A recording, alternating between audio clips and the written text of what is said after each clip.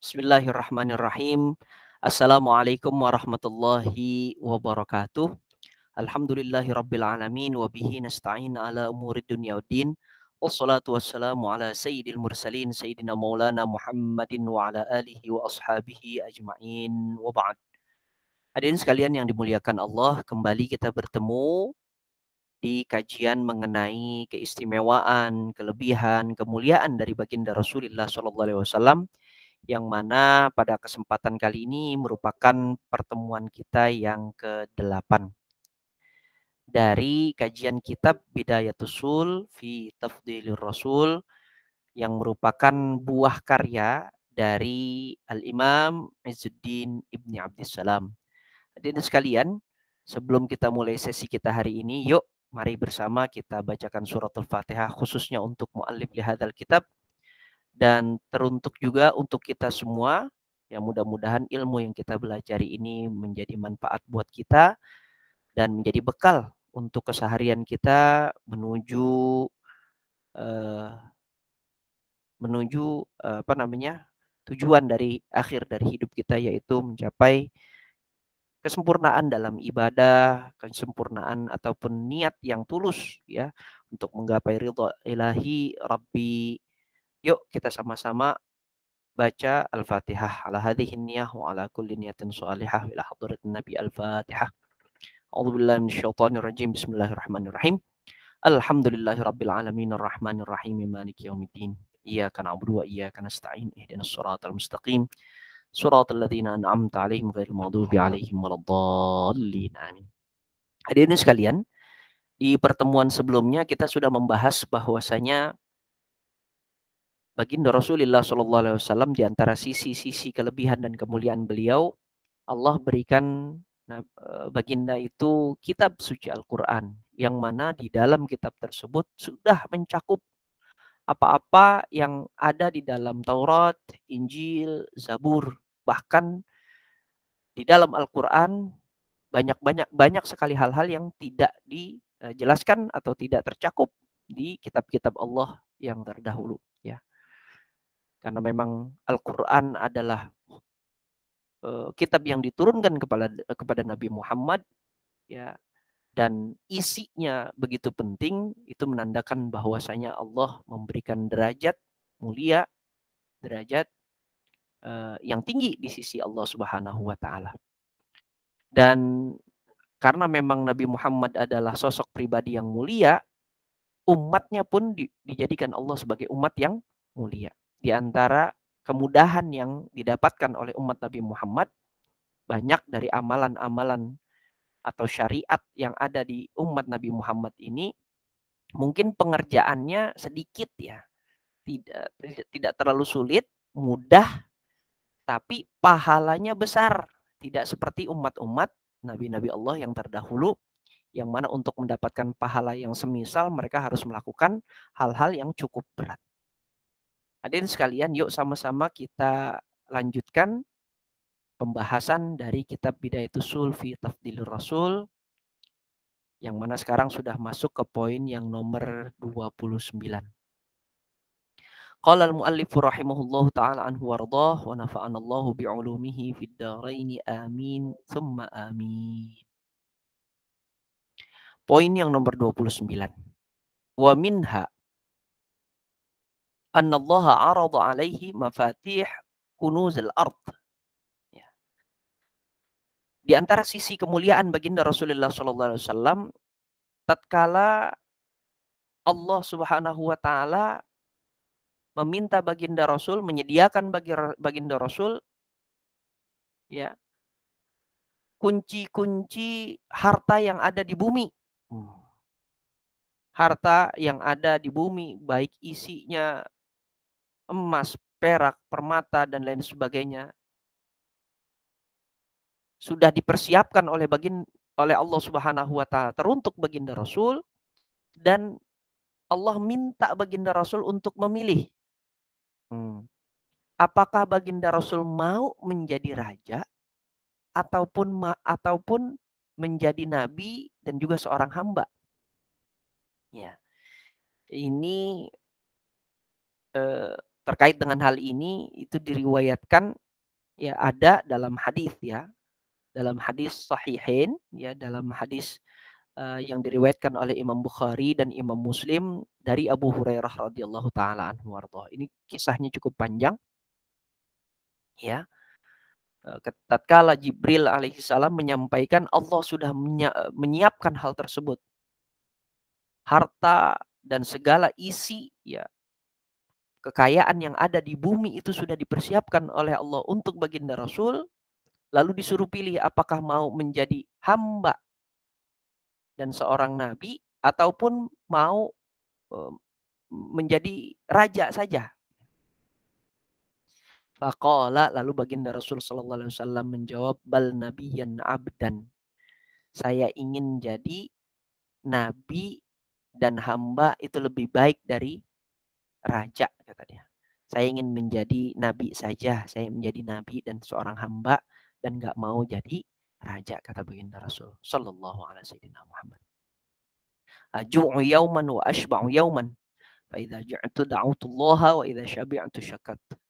Saya pengen jadi hamba aja dan seorang nabi aja yang bila mana saya bisa lapar dan saya juga bisa kenyang.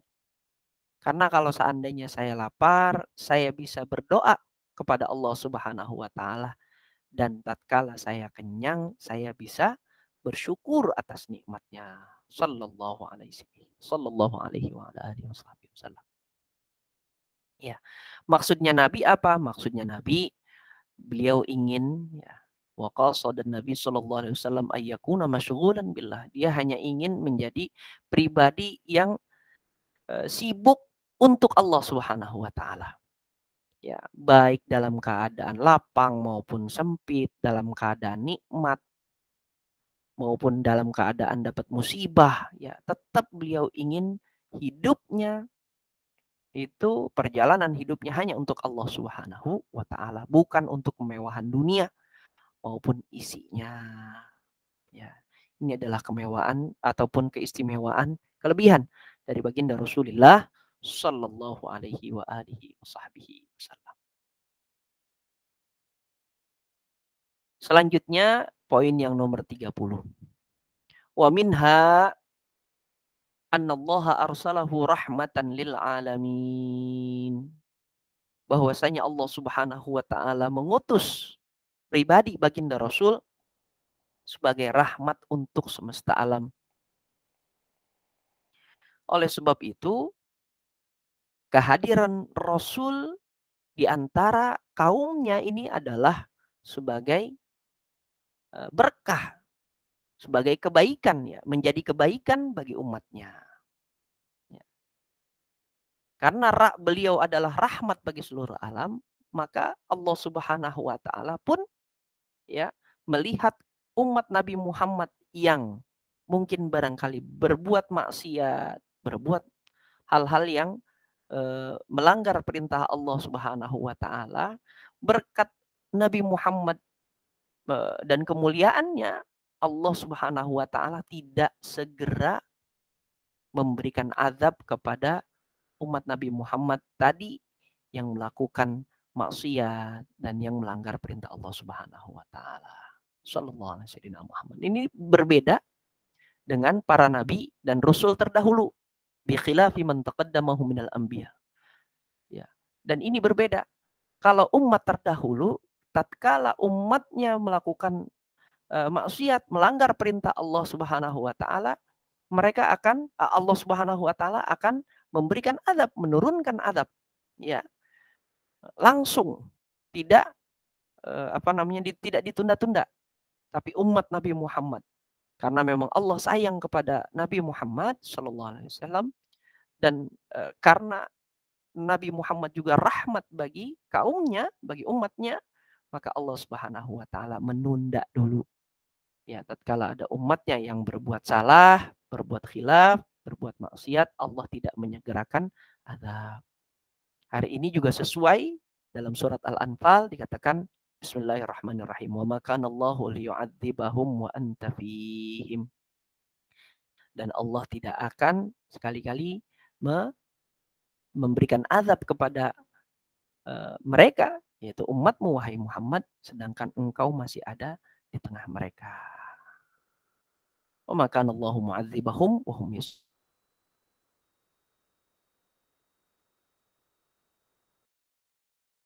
beristighfar. Inilah keistimewaan dari kita umat Nabi Muhammad SAW yang mana ditunda azab ya, karena memang banyak dari umat Nabi Muhammad yang mungkin barangkali berbuat dosa tapi ditunda azabnya karena memang kecintaan Allah kepada Nabi Muhammad dan kehadiran Nabi Muhammad sebagai rahmat bagi seluruh alam. Selanjutnya poin yang nomor 31, wa amma akhlaquhu sallallahu alaihi wasallam fi hilmihi wa afwihi wa safhihi wa sabrihi wa syukrihi. Ya. Dan sisi yang diangkat di poin nomor 31 adalah mengenai akhlaknya baginda Rasul sallallahu alaihi wasallam. Ini menunjukkan kemuliaan, kebesaran, keistimewaan derajat baginda Rasul itu sendiri. Kasih sayang beliau, bagaimana beliau memaafkan kesalahan orang lain, bagaimana beliau bersabar, bagaimana beliau bersyukur atas segala nikmat, ya. Bagaimana beliau bersikap lemah lembut, tidak pernah marah, ya. Dan inilah juga merupakan risalah yang Allah Subhanahu wa taala minta kepada Nabi Muhammad, yaitu untuk menyempurnakan akhlaknya. Nabi Muhammad adalah contoh pribadi yang bisa memberikan kita permisalan dari bagaimana sikap yang baik, ya, yang sesuai dengan apa yang diperintahkan oleh Allah, dari sabar, dari pemaaf, dari bersabar, dari bersyukur. Ya. Telah banyak riwayat ya yang menjelaskan tentang pribadi Rasulullah SAW, dari khusyuknya, dari tawadhu'nya, dari bagaimana kesederhanaan baginda Rasul tatkala beliau makan, tatkala beliau minum, bahkan rumah tinggal yang sederhana, ya, bagaimana mulianya perilaku, ya, bagaimana beliau menasehati umatnya, bagaimana beliau ingin sekali agar keluarga, kerabat dan lain sebagainya masuk ke dalam iman, ya, mengimani kepada Allah Subhanahu wa taala dengan risalah tauhidnya, ya, dan bagaimana beliau berlemah lembut kepada kaum mukminin dan tegas kepada kaum kafir, ya, ini menjelaskan tentang pribadi beliau ketika beliau menegakkan, meninggikan kalimat Allah Subhanahu wa taala. Nah, ini semua tergambar jelas dalam pribadi beliau. Jadi akhlaknya baginda Rasul yang tersirat, ya, itu menunjukkan bahwasanya beliau mempunyai maqam, mempunyai pribadi, mempunyai keutamaan, mempunyai derajat yang tinggi di mata Allah Subhanahu wa taala. Adapun poin yang nomor 32, ya, poin yang nomor 32, bagaimana beliau berkasih sayang, ya, amat lembut, ya. Dijelaskan oleh Al-Qur'an, fabima rahmatim minallahi lintalahum, ini jelas. Bagaimana baginda Rasul berlemah lembut, ya, pada kaumnya. Ya. Adapun poin nomor 33, dan tatkala beliau tegas, ya, tegas terhadap kaum kafir dan rahmat beliau kepada kaum mukminin. Dijelaskan Muhammadun Rasulullah, Muhammad adalah utusan Allah. Walladzina ma'ahu asyidda'u 'alal kuffari ruhama'u bainahum, dan orang-orang yang bersama beliau tegas terhadap orang kafir, namun saling berlemah lembut, saling berkasih sayang terhadap sesama mereka. Surat Al-Fatah ayat 29. Ya. Adapun juga bagaimana baginda Rasul itu ingin agar seluruh orang-orang yang dia kenal bahkan akhir zaman itu masuk ke dalam iman, ya, ingin bertauhid, ya, menginginkan agar manusia menyembah Allah Subhanahu wa taala, meyakini Allah Subhanahu wa taala, ya. Terkhusus lagi umatnya, ya.